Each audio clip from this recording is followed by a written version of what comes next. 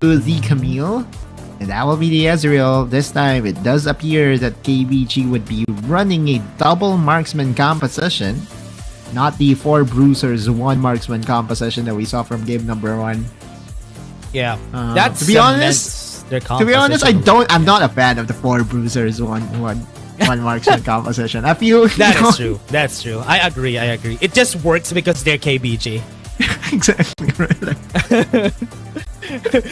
Any other team that picked that was a bad composition overall. Oh yeah, they will be. Yeah. if it's KBG, it's not a problem. Dude, they will feel the wrath of the comment section, right? Yeah, for sure. The comment section would be questioning where's the damage.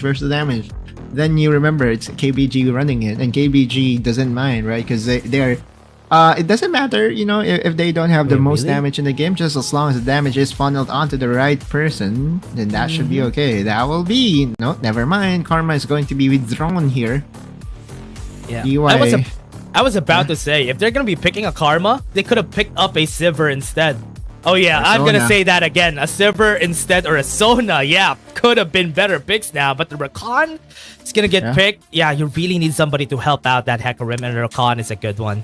Yeah, that's one of the strengths of the Rakan. Oh, no. It is that one champion that can go with, I would say, very fast engagers, right? Like similar as to how he was the perfect pair to the Olaf back in the day. I believe that, you know, beside the Hecarim, Rakan's impact would be magnified.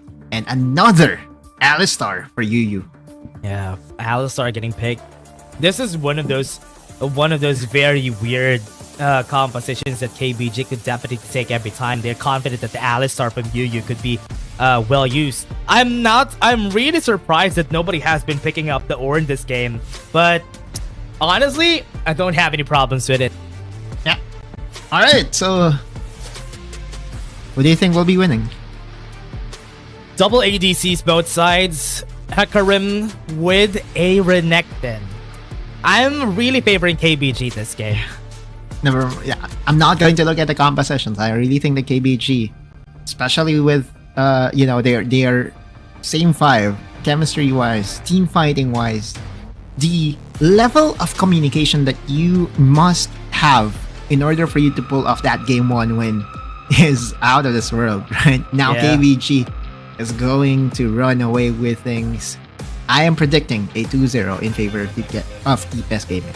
Yeah, TPS Gaming, one of the teams that could definitely pull that off. And a while ago, they were able to do it. It's not impossible for them to do that again and again for them. I mean, game 2, question is, would J-Team be able to come back?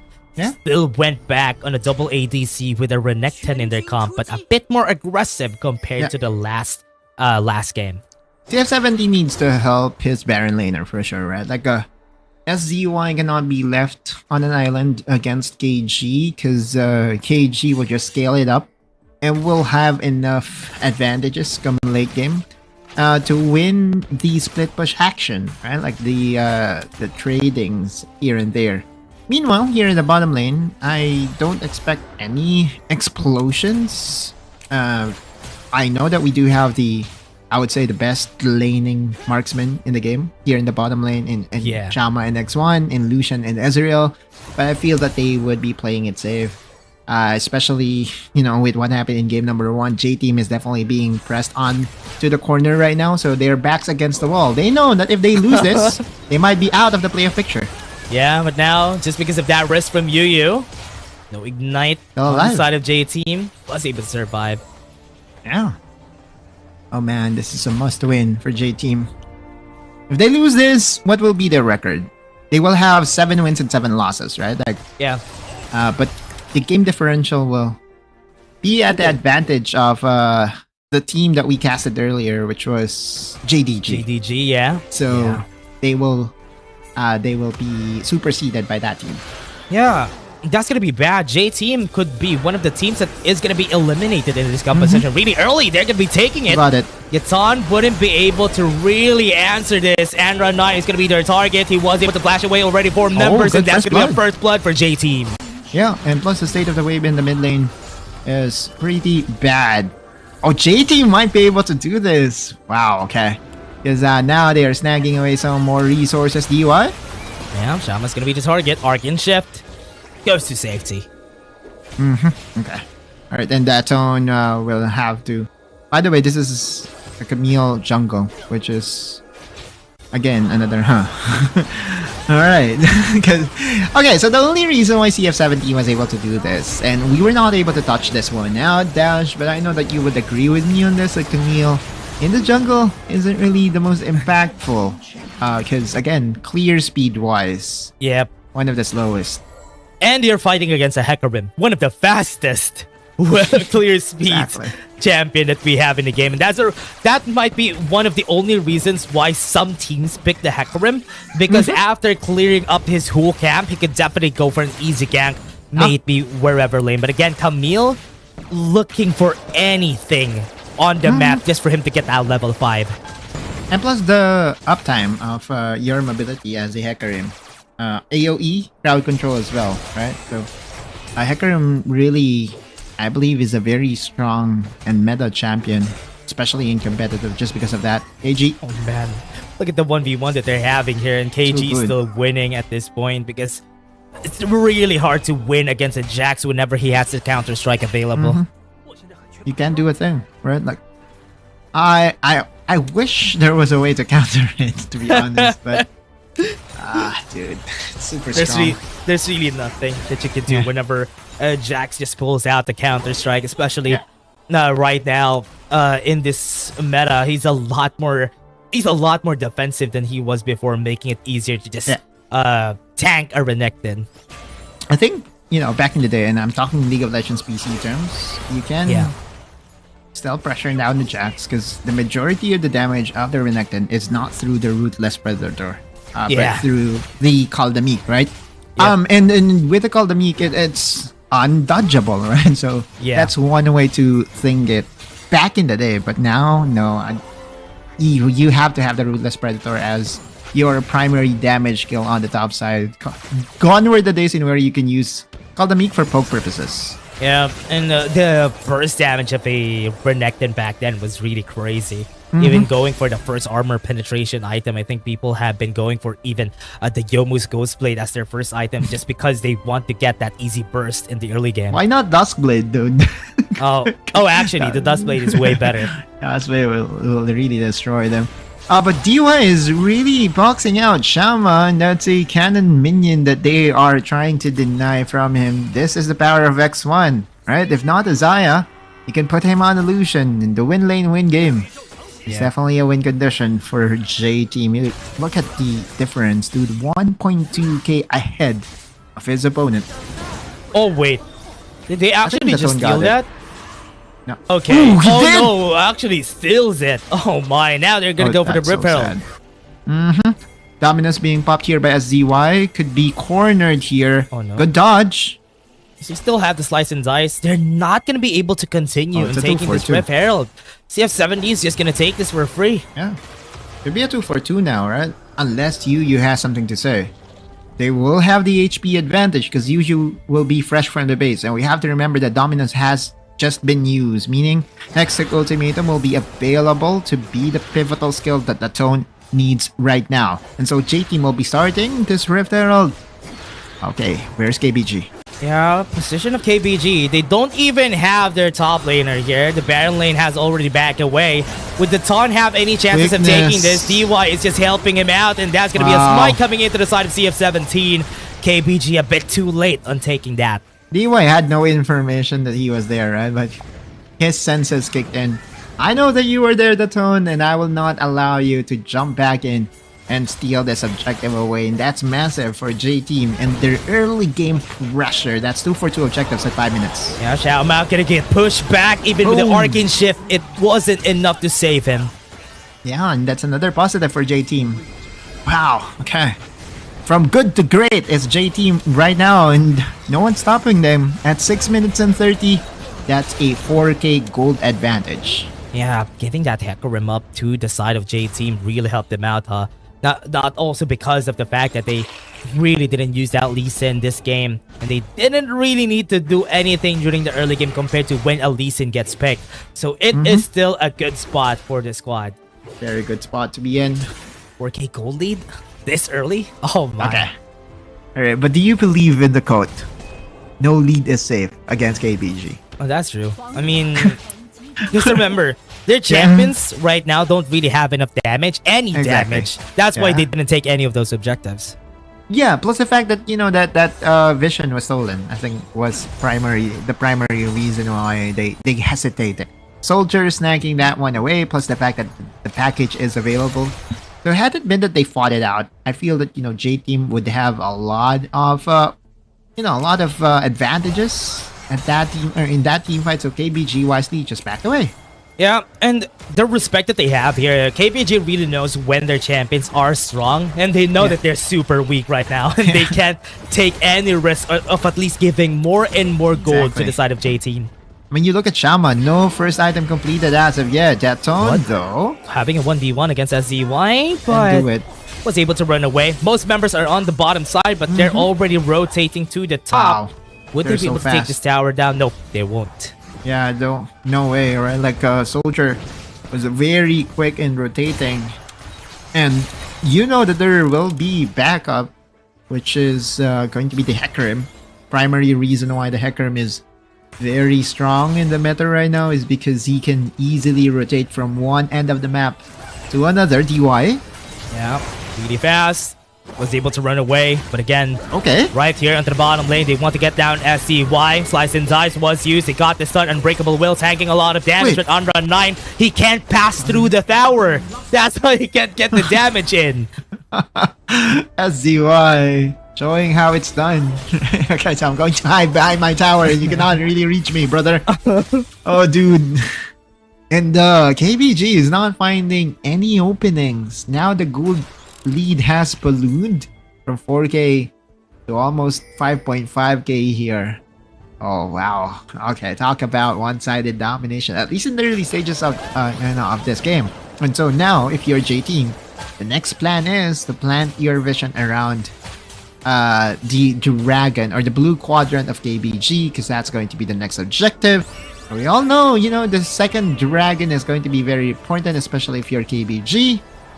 You do want to deny the soul point from happening, and yeah, what's the soul for today's game? It's going to be the ocean soul, which is perfect for the marksman. Yep, for them to have a lot more sustainability as a team here. But again, KBG, they still have 10 seconds before they go for the next objective. That's going to be the dragon.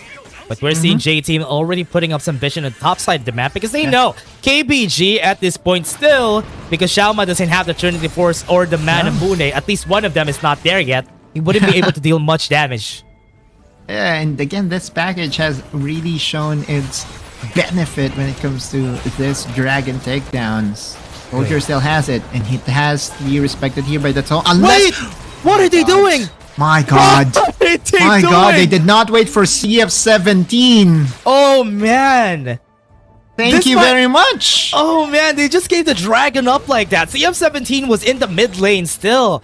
They were taking it up to 1k HP. They thought they were so confident that they can take this easily, but the Ton was ready for it.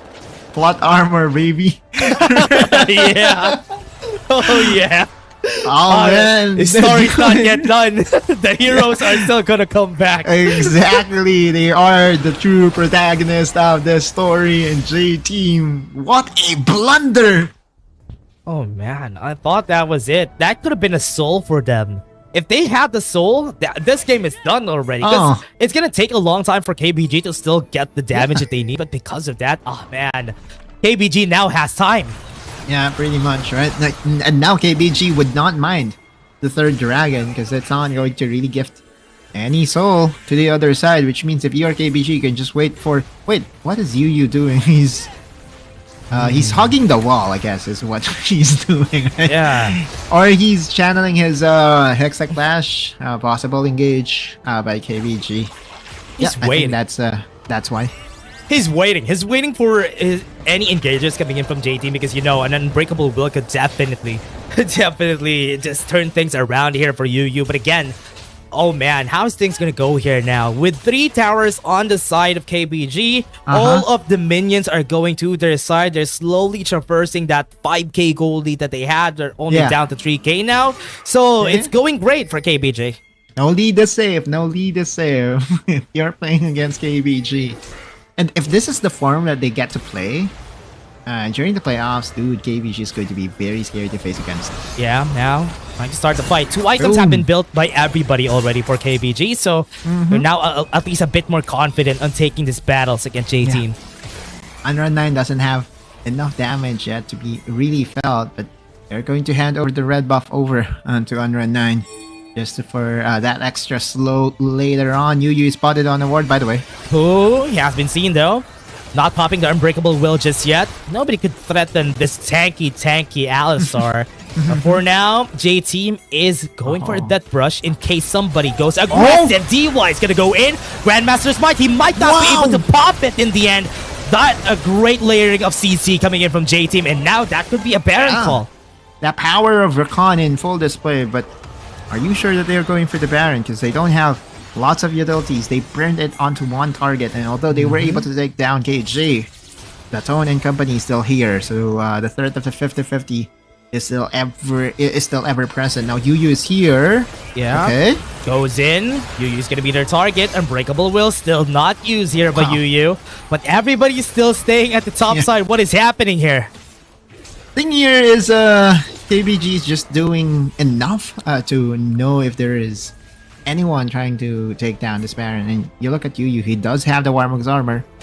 And you still have to commend KBG. Like, KBG is really no, actually, the other way around. J-Team is actually maximizing the ocean map that we have right now, right? Lots of bushes, lots of dark areas. And they're really trying to surprise KBG off of their beautiful engager in DUI's Rakan. Yep. But how many times can you do it is the question, right? Like, sure, they were able to do it now against the Jacks, but is it something that reliable that you can do over and over again is the question. Yeah, 1 more minute for the next objective, the Mountain Drake. I mean, at this point, it's not that important anymore just because there's no more soul. So now, the Baron is a lot more important for both of them to take. KBG who just want to get vision around this dragon as much as they can. The problem here is from what we're seeing from KBG, they're quite afraid of letting loose on KG because he could definitely get killed easily like what happened the last time. Soldier, by the way, already has the package picked up, which means that they want to go now. Yeah, J-Team goes in for the Hextech Ultimatum with the sound. What is that? Half HP damage on one precision protocol, and he's going to be running away. Dragon's up, though. KG still hacking on that tower in the bot lane. I think J-Team has the advantage now. Hextech Ultimatum already expended for almost nothing from J-Team. Even the quickness is still available right now for DY. Yeah, SDY a bit too late here. Package. Use the Hextech enchant already.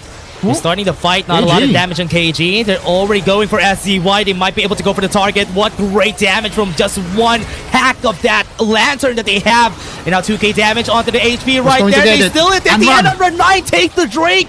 And J-Team wouldn't be able to take it. And again, that's what, the second time in a row that KBG was able to get that 50-50. Oh, man. This time, no jungler was able to get it. It was Run 9. Oh, man. Showing why he's the best mid laner in the game, right? Because even without his mine, he can secure objectives. I saw 40 HP on that dragon, and Under 9 just went in for it and got the dragon. Thank you very much. Right? Oh, my. And J-Team, even with the time that they took taking that dragon, they weren't able to take it still.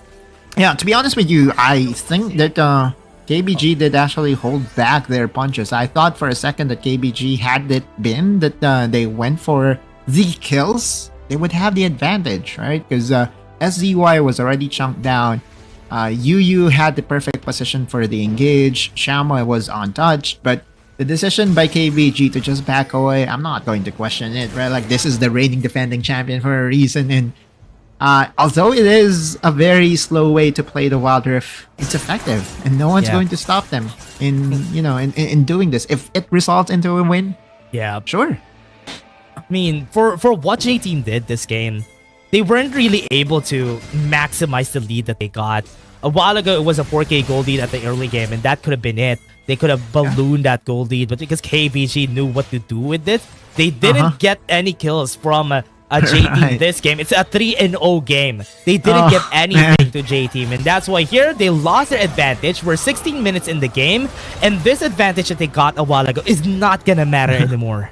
Exactly. By the way, Guardian Angel already available to the Tone, so now he can play more aggressive this time. The Tone? Oh! Guardian What Angel. was that? They got the Guardian Angel though. Deton was able to survive. Lightning Crash coming in from under, and Nike is going to be dealing so much damage here. Need to be careful about this. CF70 needs to run away from here. He's not going to be able to. They're going to be able to get the kill back. I know SCY is going to be falling down, but they got more kills. 3v4. Still a 2-for-1 in favor of KBG. Can they do it? Can they force the Baron? Is the question. Yu will still heal up using the Warmth Armor, and they are delaying the backs of JT's members right now. Trying to push. For priority are the KBG's members. The DY. Yeah. Oh, Yu! Trying to do any damage, but a great play from Yu. Again, gets a headbutt, and then Stasis DY was baited. Two-shot Barrage got 2 kills in the end. KBG turning things around a second time this series. Perfect! Once again, I give them 100 out of 100, A+, whatever grade I can give them. You know, if it's going to be a high grade, it is going to be KBG, because KBG right now is on a tear. And with that Baron buff, that will just break open the game and will break the hearts of J-Team's chances of reaching the playoffs. J-Team almost had that. If they got this, they're closer to getting that playoff spot. But again, everybody, KBG is just a different beast. And they could definitely take that top 4 spot this game. Yu again, right? Like we saw in game number 1, Yu was the reason why X1 got caught out of possession. And this time it was Soldier that got headbutted into the team. Oh, Elder Drake's being taken. TP's gonna come out. Here comes Soldier. He might be able to go for the steal. Here's the F17. He's already inside. They got the kill on SDY. They got the steal in the end. J-Team is gonna be running away with this. They got one on DY. They have the Elder Drake on their side. They might be able to get the kill on KG. Xiaoma running away. 2 members are still alive on the side of KBG. They got the true shot barrage. And that was it. Elder Drake has been taken. Crown for Soldier. Trying to go for the push or the double marksman of J-Team. They do have the Elder Dragon. Oh man, this is intense. J-Team might go for the finish, but Baron empowered minions should be enough for the defense. Gonna make it hard for them to finish this, especially with the massive range of those cannon minions. It's even really hard to get close, but again, KBG. Oh, this is really scary though with the Elder Drake not on their side. J-Team could definitely hack and take down this tower on the bot lane. They're still afraid of taking advantage here. They're waiting for the Elder Drake buff to be taken off. Yeah, which is still a half in its duration. So J-Team wisely gets the prize of the Elder Dragon and gets the inhibitor tower. Never mind the mind games, never mind the patient game. Just brute force a 50-50 against that one, and that's their best chance of winning. After securing that Elder Dragon, J-Team was able to crawl back from that massive hole that KBG was able to get. Bought themselves some time. KBG is not going to end this really easily like what happened during game 1. We want to take this the long road. J-Team are still fighting back. With a 2k gold lead, this gold lead is not going to matter anymore. 20 minutes in the game, and with the towers down on the bot side, that's way better for them. Did you know that KBG was 1/2 responsible of the longest game ever?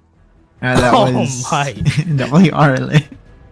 How many minutes was that? That longest game? 36 minutes and 36 seconds. Giang is still suffering from PTSD.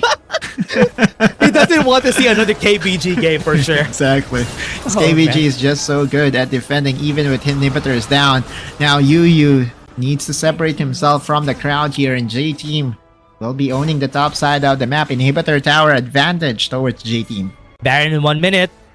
KBG doesn't have the map advantage anymore. J-Team is just slowly covering in. DY goes in, grand entrance.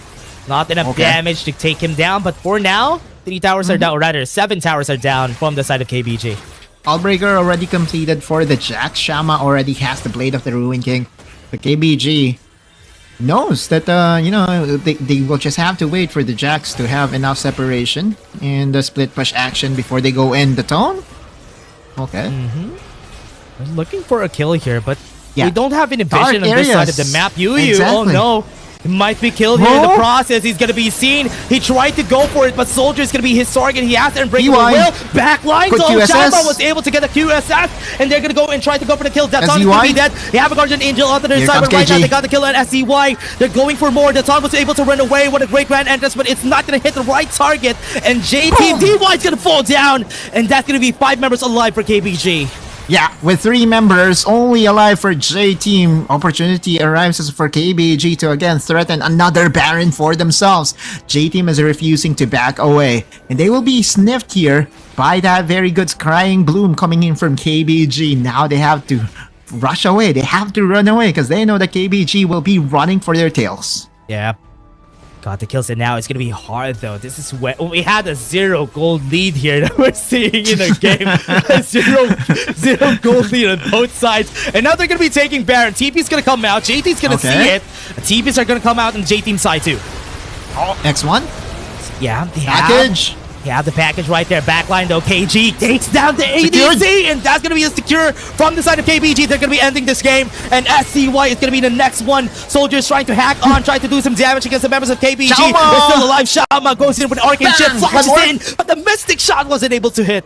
Yeah, good sidestep coming in from CF17. They still have the opportunity to defend the push coming in from KBG, but the prize is on KBG's side. They now have the Baron buff. Yeah. Which they will be transitioning into push takedowns. Never mind the Elder, because earlier at KBG, instead of going for the push, they went for the Elder Dragon, and that come back and bit them in the back. And J Team right now is feeling the pressure of the push by KBG. 20 seconds on the clock before the next members right here will stay alive. They're going to be taking the towers down first before they try to go for the end here. Look at the stasis. The Ton made a mistake there. And now KBG might suffer because of it. Unbreakable Will was used. At the Baron buff right there. They're going to go into the back line. They're going to go for the target. The Ton is going to be used here. But they're still not going to be taking down the tower. J Team would be able to defend their lives here. Dude! Oh, what a time to commit a big blunder. Now he doesn't have a stasis to save himself. But still, the push is on for KBG on the top side this time. Yeah, the Baron is still alive, and they can still take this down. They still have 1 minute on that Baron, so they can still take down the bottom and the top lane turrets. But they have 5 members in the side of J Team, so this is still going to be hard. But top tower is going to be taken down, and KBG could now put their eyes on the Elder. Yeah, focus it down. Unrun 9 is here. 4 items, very scary to fight against. This is the time the KBG is bearing their fangs, and they will be getting more objectives for themselves. They can plant vision down into the red quadrant of J Team, setting up a potential Elder takedown, and then Run 9 is securing what? The free vision from the Scuttle Crab. Yeah, gets a Scuttler, goes back. They can still go. They have time. J Team needs to defend the top lane and the middle lane. So what they need to do here is pressure J Team as much, get some teleports on their side, and just let J Team just burn down amongst their towers. The inhibitor that got destroyed by J Team was on the bottom lane, right? So there's not going to be an equal amount of minions being dispersed on the middle lane and on the top lane. So KBG can play it safe, can play it patient.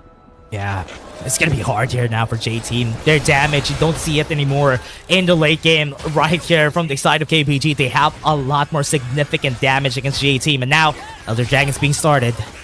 Yeah, there is vision inside the pit, and Yu is playing guard. CF17 is here. Okay. Already against CF17, it's gonna be their target. They're still not gonna get the top side though. KG can definitely kill SDY if ever he needs to, and now they're pressuring the top side. They need to back away. Somebody needs to recall, because if not, he can finish this game by himself. KG is gonna finish it, and KBG is gonna take this 2-0. And that might be it for J Team. That -3 is a big blow to their playoff chances. Sure, they have an even record with JDG, but the game differential will definitely matter. That also means that KBG getting that 2-0 will supersede Nova Esports in the meantime. 2 times. Game 1, they have draft advantage. Game 2, they had a gold lead, but J Team